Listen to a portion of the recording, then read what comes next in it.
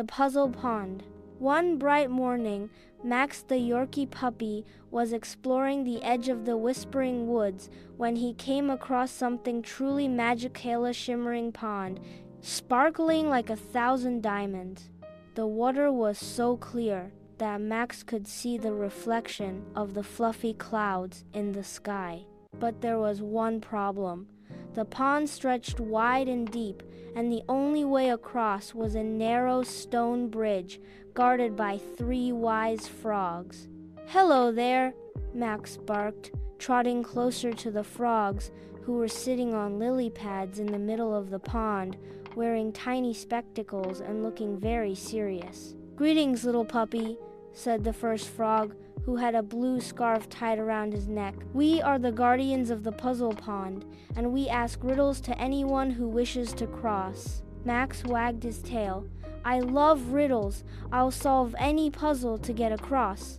The second frog, wearing a monocle, croaked. "Very well, young pup. Here's your first riddle. I have keys but open no locks. I have space but no room. You can enter but not go inside. What am I?" Max scratched his head with a paw, thinking hard.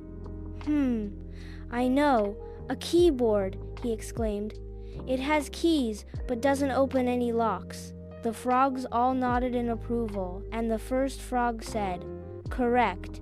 You may proceed to the next challenge." Max leaped forward, his paws tapping lightly on the smooth stones. But as he reached the second frog, it cleared its throat and asked, "The more you take, the more you leave behind. What am I?" Max's ears perked up. "Footsteps," he barked with excitement. "The more steps you take, the more footprints you leave behind." The frog smiled.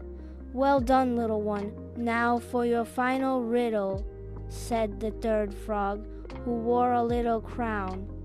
Max stood tall, ready for the challenge. The third frog croaked, "I'm tall when I'm young, and I'm short when I'm old. What am I?" Max thought for a moment, his mind racing through all sorts of ideas. Suddenly he had it.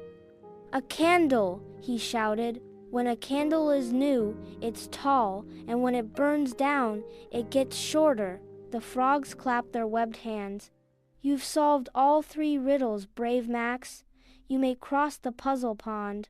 The water parted like magic, revealing a glowing path of stones that led safely across. Max trotted across the stones, his paws light on the cool surface. As Max reached the other side, he turned to thank the frogs, but they were already back to their quiet pondering, waiting for the next adventurer to test their wits. Max smiled and continued his journey through the woods, knowing that with a little cleverness and a lot of heart, no puzzle was too tricky for him to solve.